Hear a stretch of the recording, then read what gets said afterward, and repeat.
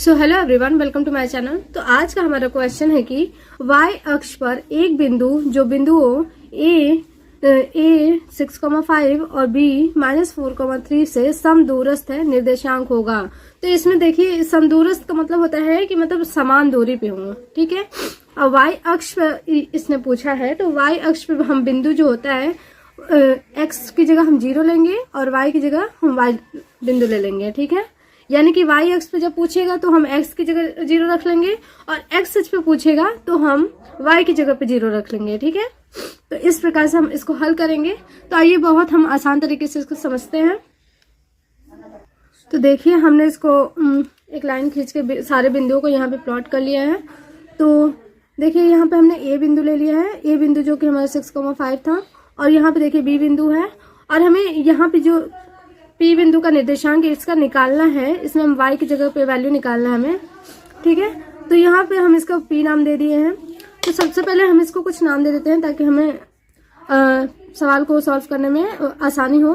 तो इसको देखिए, हम क्या नाम देंगे, इसको हम x1 y1 नाम दे देते हैं, और इसको जो हम दे देंगे x2 y2, और इसको भी हम x2 और y2 नाम दे देते हैं। तो इससे क्या होता है कि सवाल को हल करने में आसानी होती है, ठीक है।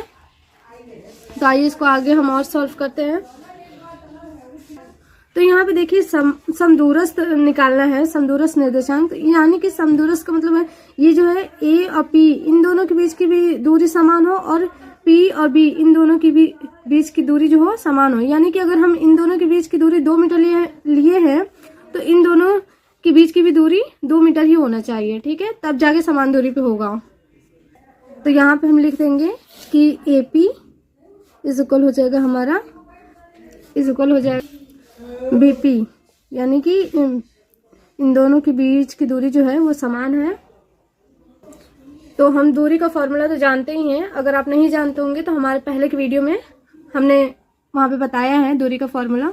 चलिए, यहाँ पे दूरी का फॉर्मूला अप्लाई करना है। तो यहाँ पे जो हो जाएगा, दूरी का हमने फॉर्मूला लिख लिया है, जो कि होता है हमारा x2 माइनस x1 का होल स्क्वायर प्लस ये हो जाएगा y2 माइनस y1 का होल स्क्वायर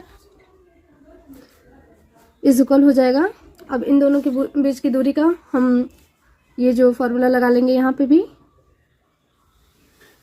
तो ये भी हो जाएगा हमारा x2 माइनस x1 का whole square plus y2 minus y1 का होल स्क्वायर। अब इसमें अब आगे कुछ नहीं करना है, इसमें वैल्यू आपको रख देना है। तो इसमें वैल्यू आप रखेंगे तो ये हो जाएगा हमारा, देखिए यहाँ पे x2 की वैल्यू कितनी है 6 और x1 की है 0, यानी कि हो जाएगा 6 माइनस हो जाएगा 0 का होल स्क्वायर और प्लस हो जाएगा हमारा y2 की वैल्यू कितनी है 5 y1 माइनस का y का होल स्क्वायर हो जाएगा, इस इक्वल हो जाएगा हमारा अंडर रूट में। अब इन दोनों के बीच की वैल्यू रख देंगे यहाँ पे। तो x2 की वैल्यू कितनी है यहाँ पे माइनस का 4, उसके बाद कितनी है x1 की 0 का होल स्क्वायर प्लस हो जाएगा हमारा, यहाँ पे देखिए y2 की वैल्यू कितनी है यहाँ पे, यहाँ पे y2 की वैल्यू हो जाएगी 3, y1 की वैल्यू कितनी है माइनस का y का होल स्क्वायर। तो इसको अब आगे और हम सॉल्व करेंगे। तो हम दोनों पक्षों में वर्ग कर देंगे, ठीक है। तो लिख लेंगे यहाँ पे दोनों पक्षों में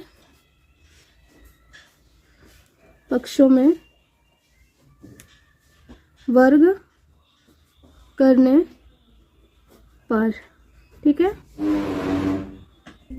तो यहाँ पे हम वर्ग करेंगे तो देखिए क्या हो जाएगा यहाँ पे। तो यहाँ पे देखिए, तो लेंगे इसको 6 माइनस 0 का होल स्क्वायर प्लस हो जाएगा हमारा 5 माइनस y का होल स्क्वायर। अब इनका वर्ग करेंगे, ठीक है, बराबर हो जाएगा।